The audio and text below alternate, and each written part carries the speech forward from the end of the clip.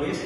Kami di sini akan menampilkan video penjelasan dari Pak Dedi yang bermateri tentang fungsi direktif hukum berdasarkan teori sajaran bahasa. Jangan lupa nonton. Awali diskusi ini dengan berdoa. Berdoa dimulai. Baik, hari ini kita akan pasca UTS akan membahas sebuah teori dari Profesor Sahran Basah. Ya. Beliau di dalam beberapa literasinya menyatakan bahwa pilihan hukum mana yang harus dipakai dalam kehidupan masyarakat Indonesia. Maka untuk itu di pagi ini kita akan coba membedah teori daripada beliau ya, atas pertanyaan hukum mana yang cocok untuk masyarakat Indonesia. Maka beliau di dalam beberapa literasinya menyatakan bahwa teori conditio sine qua non, ya, hukum harus berpanca fungsi. Jadi beliau mengguiden ada 5 fungsi hukum. Insya Allah pagi ini kita akan bahas di fungsi direktif saja, ya. Dari nanti kita loncat ke yang lainnya. Ya. Anu sekalian, kembali kepada teori Sahran Basah, maka beliau menjatuhkan pilihan dari teorinya itu, conditio sine qua non itu, maka yang pertama hukum itu harus mempunyai fungsi direktif.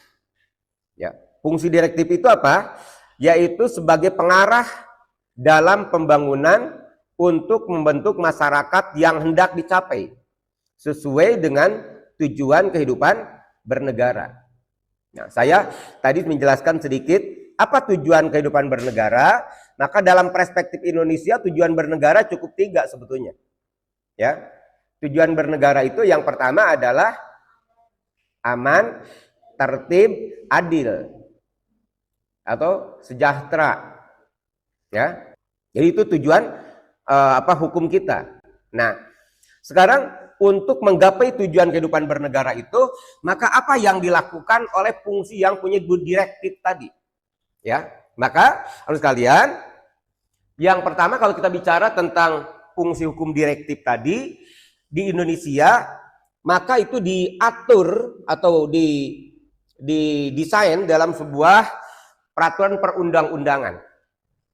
Ya, maka dikenal ada undang-undang di negara kita itu yang masuk dalam kategori fungsi direktif itu adalah undang-undang yang berkaitan dengan RPJPN. Apa itu? Rancangan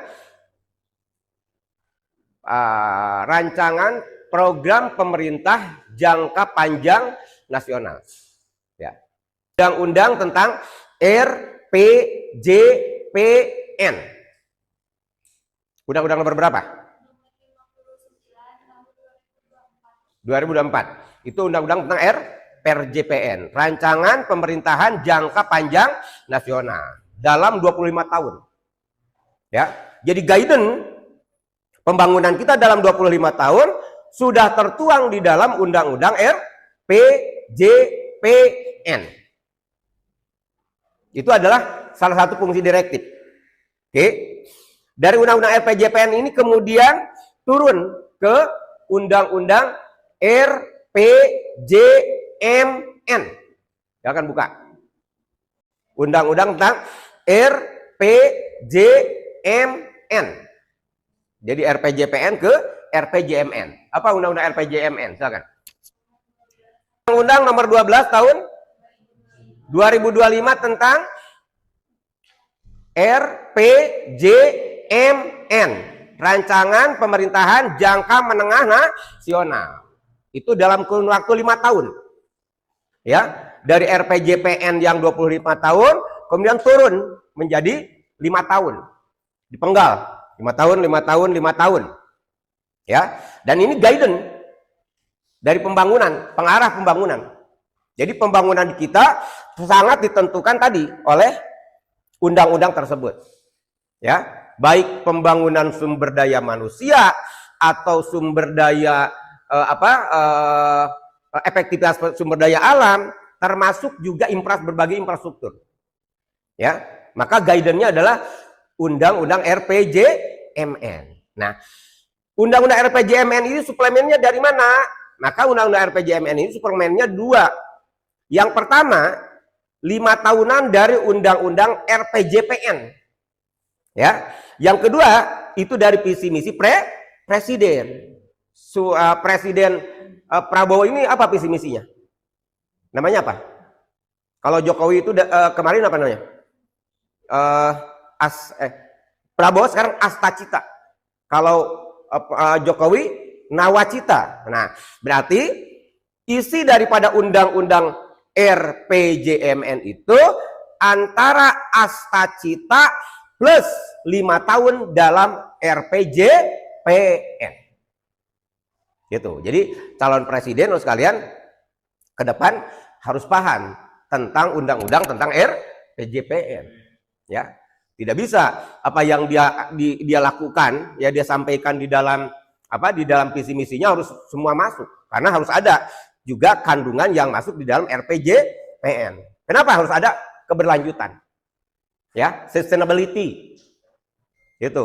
Jadi di Indonesia walaupun presidennya Anies, maka tetap keberlanjutan harus ada.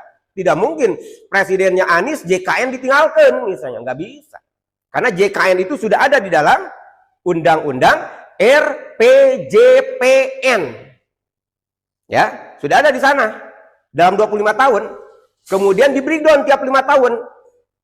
Ya, kemudian dikolaborasi dengan visi misi presiden. Maka isi daripada Undang-Undang RPJMN yang 5 tahunan, maka terdiri daripada 5 tahun dari Undang-Undang RPJPN dan visi misi presiden. Namanya adalah Astacita. Nah, itu adalah undang-undang yang mempunyai fungsi direktif, pengarah pembangunan. Oke, masih di pusat ini, ya. Maka dari dua undang-undang itu kemudian melahirkan satu undang-undang yang eksekutorial. Apa? Adalah undang-undang tentang APBN. Cek lagi. Undang-undang APBN tahun 2025 sekarang, yang terbaru. Undang-undang APBN terbaru saja, coba. Berapa? Jadi supaya konkret. Ya, sekali lagi kita rubah media sosial menjadi media pembelajaran. 6 tahun 2024 tentang APBN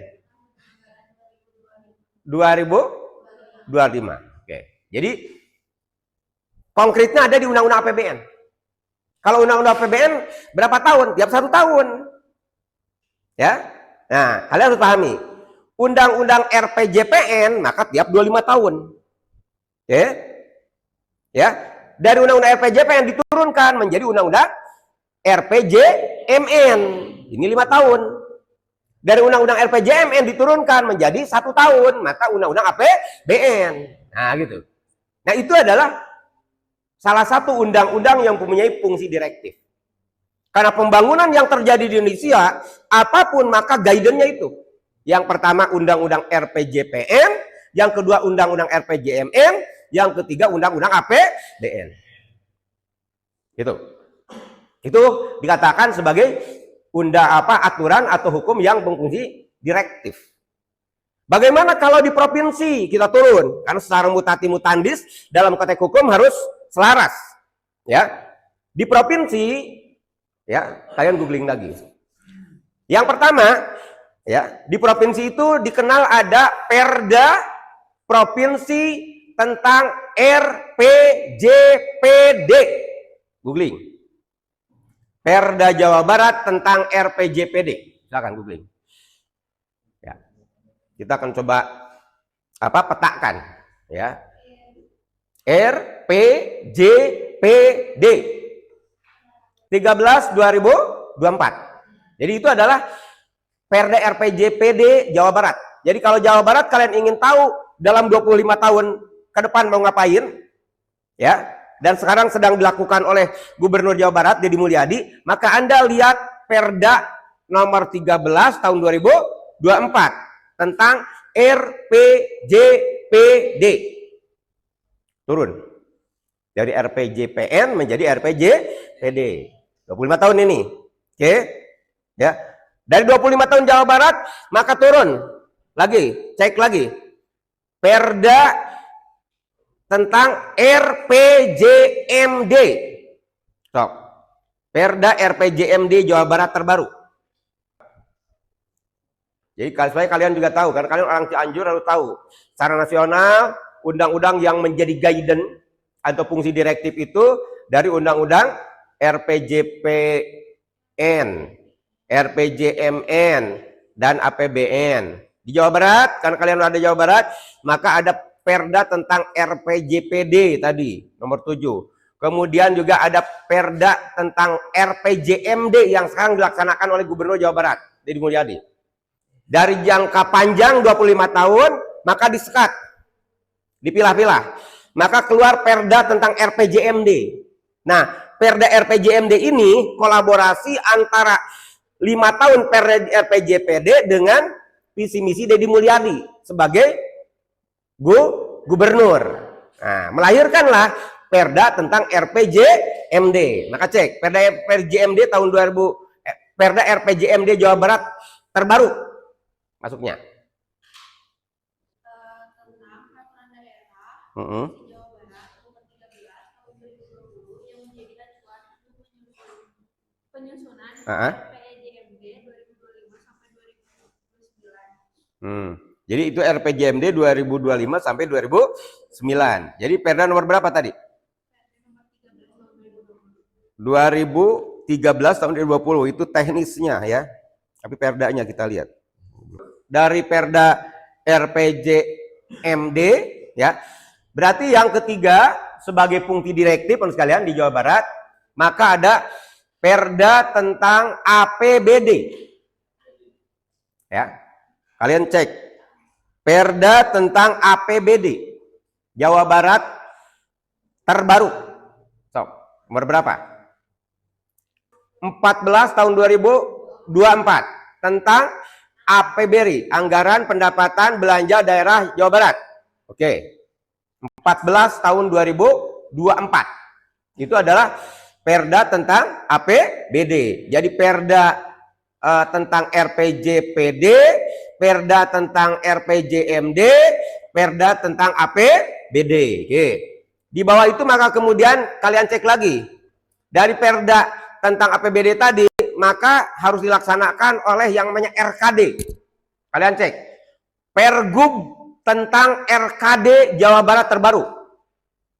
Oh. Tahun 2000? Coba cek lagi. RKD. Yang terbaru. Sekarang kan 2024. Coba kalian cek.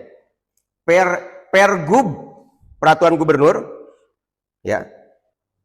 RKD, Rencana Kerja Daerah, bukan RPJMD. Ya. 35 tahun 2023 tentang rencana kerja pemerintah daerah Jawa Barat tahun 2024. Nah, itu masuk fungsi direktif ya di Jawa Barat. Oke. Jadi Jawa Barat berarti ada 4. Kalau di nasional Undang-Undang RPJPN, Undang-Undang RPJMN, Undang-Undang APBN. Oke. Kalau di daerah di Jawa Barat maka ada perda tentang RPJPD, ada perda tentang RPJMD, ada perda tentang APBD dan pergub tentang RKD, Rencana Kerja Daerah. Jadi bedanya ya antara pusat dengan daerah bedanya. Kalau di pusat sampai APBN, kalau di daerah sampai pergub. Beda ya. Ya, kalau di pusat hanya undang-undang RPJPN, undang-undang RPJMN dan undang-undang APBN. Itu di pusat. Ya. Kalau di daerah perda tentang RPJPD, perda tentang RPJMD, perda tentang APBD, pergub tentang RKD. Itu daerah. Ya. Jadi eksekutorialnya ada di pergub tentang RKD, Rencana Kerja Daerah.